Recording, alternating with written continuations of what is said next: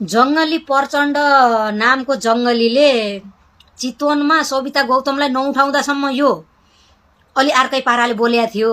जब चाहिँ नि सविता गौतम यसकी छोरी चितवनकी मेयर रेणु दाल नामकी चाहिँ नि नेतेनी छोरीको लागि अनि प्रतिस्पर्धी सविता गौतमलाई उठाउँदाखेरि यसको धेरै टाउको चड्किन लाग्छ। प्रचण्ड जङ्गली जीव टाउको धेरै चड्काउनु पर्दैन। टाउको धेरै चड्काउनु भन्दा चाँडो चाहिँ नि मुटु चड्काएर मुटु चर्केर चाहिँ नि समाप्ति भए राम्रो हुन्छ। तिमी जस्तो मान्छे नेपालको लागि घातक हो, घातक। पहिल्यै पनि घातक हो र अब पनि घातक हो। तिमी नेपालको लागि न त सुरक्षा हो, न त तिमी नेपालको विकासको लागि राम्रो मान्छे हो, काम लाउने मान्छे हो, न त तिम्रो योगदान केही पनि छैन। जङ्गली जब तिमीहरूले भन्छौ हामीले ल्याएको गणतन्त्र लड्ने बेलामा सम्पूर्ण नेपाली लडेका हुन्, दुःख पाएका हुन्, तिमीहरूले ल्याएको, तिमीहरूको बाउले ल्याएको गणतन्त्र होइन। यति कुरा याद राखोस्। सारा नेपाली लडेको छन्, सारा नेपालीले दुःख पाएछन्, सारा नेपाली तराईको जिएको। त्यति बेला कति मरेर गयो त्यो शहीद भएर हो, तिनीहरूले गरेका हुन् गणतन्त्र ल्याउनमा मद्दत। तिमी जिउँदो भागाले गणतन्त्र ल्याएको पनि होइन। अब रेणु दाल तेरी छोरीलाई जङ्गली एसको लुटेर खाने ठाउँमा लिएर गएर राखेका थिइस्, एसको जिन्दगी बनाएको थिइस् जङ्गली। अब प्रतिस्पर्धीमा अर्को सविता गौतम आउँदाखेरि त अब रासोपाको त के अरे चितवनतिर त भव्य छ। तेरी छोरीले त हार्ने जो, तेरी छोरीले जित्ने भन्ने त आधा मतले पनि जित्न सक्दिन। किनभने तेरी छोरीले 15 वर्षमा काम गर्ने मान्छेले नेपाल परिवर्तन गर्छ। पुरा नेपाल कत्रो छ र, कत्रो छ नेपाल यत्रो छ। अनि चाहिँ नि परिवर्तन गर्छ भने एउटा चाहिँ नि बाटो बनाई, एउटा के बनाई भनेर त्यो नेपाल राम्रो गरेछ भरतपुर भनेर यो धेरै हाँक्नु पर्दैन। 15 वर्षमा भरतपुरै मात्रै गरे भए पनि पुरा नेपालमा के भन्छ नेपालभरि विकास हुने, पैसा त्यहाँबाट उत्पन्न गर्ने आय स्रोत बनाउन सक्थे। बुझिस् नि, पुरा नेपाल चल्ने नि आय स्रोत चाहिँ त्यहाँबाट निकाल्न सक्थे 15 वर्षमा गरे भएदेखि। भनेपछि लुट्ने धन्दा बगर केही भएन जङ्गली। अनि तैँले चाहिँ नि जङ्गली बालनसालाई आरोप लागेको रहेछस् विदेशी शक्ति, विदेशीका पैसा खाएर चाहिँ नि यो गरेको उ गरेको भनेर। तिमीहरू काङ्ग्रेस र एमाले माओवादी हत्याराहरू जस्तो अहिले नयाँ आएको युवालाई नसोच। नेपालभरिको युवा परिवर्तन, देशमा देश बिग्रेको छ र परिवर्तन चाहेको छ र उनीहरू मिलेर देशमा अब तिमीहरू लुटेर खाने भनेको तिमी हो। शेरचण्ड ओली तिमीहरू हत्याराहरू छौ नि, लुट्ने र हत्या हिंसा गर्ने तिमीहरूले होइन भने तिमीहरूलाई मार्न नसकेर होइन।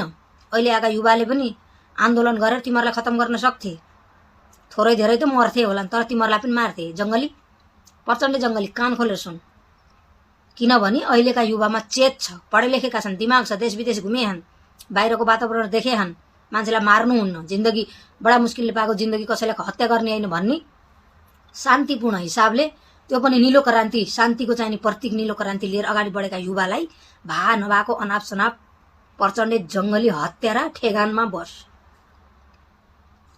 बुझिस् नि, छानबिन गर्ने हो भने नि त जतिको चाहिँ नि जो अपराधी छन् नि नेपालमा अरू छैनन् होला सायद। 17,000 मारेकोमा 5,000 को जिम्मा लिन्छु भनेकोस्। अब अर्को नयाँ सरकार आएपछि 5,000 को जिम्मा लिइस् भने नि तेरो 7 जुनी चाहिँ नि जेलभित्र जान्छ। 7 जुनी जन्मिनी मर्ने गर्न 5,000 को कति चाहिँ नि तैँले जन्म कैद बेहोर्न पर्छ भन् त। जङ्गली हत्यारा प्रचण्डे, तेरी छोरीले हार्ने भई लुटेर खाने ठाम यत्रो आजसम्म लुटेको सम्पत्ति होला नि तेरो त। देश विदेशमा घर किने छ तेरी छोरीले, कुनै बिजनेस व्यापार नगरिकन त्यही भरतपुर महानगरपालिकामा लुटेर कता घर किन्ने लगानी गरेछ अरे। भारततिर उति छ ससुराको सम्पत्ति, उता लिएर गएर सम्पत्ति जोरेकी छ इन्डियातिर। इन्डियाकी बुहारी आएर नेपालमा राजनीति गरेछ, त्यो पनि ठिकै छ। फेरि अरूलाई त अम्ला उठाउँछन् टक्की टक पारेर।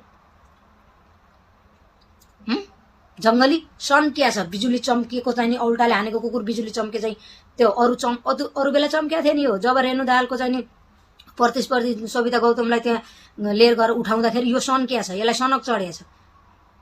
अब हार्ने भई मेरी छोरी नेता हुनबाट आउट हुने भई भनेर यसलाई पेट पोलेको हो जङ्गली प्रचण्डे हत्यारालाई। ठेगानमा बस हत्यारा जङ्गली, ठेगानमा बस, धेरै नचम्की। अब तेरा बाबु केही चल्नेवाला छैन, भारतबाटै गुन्डा लिएर आए पनि चल्नेवाला छैन। तँलाई नेपाली जनताले लखेट्छन्, अब लखेट्न पनि पर्छ। सधैँ लुटेर खाने होइन, केही काम गरेर आजसम्म लुटेका पैसा होलान्। बिजनेस गरेछ अरे, दुबईतिर सुनका दोकान छन् अरे जङ्गली प्रचण्डे। पैसा त आउला भुर्कुट उसै गरेर खा। नेतागिरी झिक्ने तेरो औकात, तेरो नेता बन्ने औकातै थिएन। चोर ढाका जङ्गलमा पसेर दुनियाँ नेपालको धुकुटी, नेपालका ब्याङ्कहरू फोर्ने चोरले राजनीति गर्छु भनेर मन्त्री भएर थोडी नै यसले राम्रो काम गर्छ। मन्त्री भएपछि त झन् सजिलै चोर्न सहिलो भयो। साला जङ्गली देख्न यिनको लास सास देख्न नपर्ने दिन कहिले आउला यो शेरचण्ड ओलीको। म त कान पाक्छ यिनीहरूलाई देखे चाहिँ मलाई एकदम ब्लड प्रेसर हाई हुन्छ कि यो शेरचण्ड ओली नामका हत्याराहरूलाई। यी कहिले खत्तम भएर यिनीहरू अस्ताउँछन् झैँ भाखा के। तपाईँहरूलाई भाएन साथी हो भन्नुहोस् त, कमेन्ट गर्नुहोस् त यहाँ।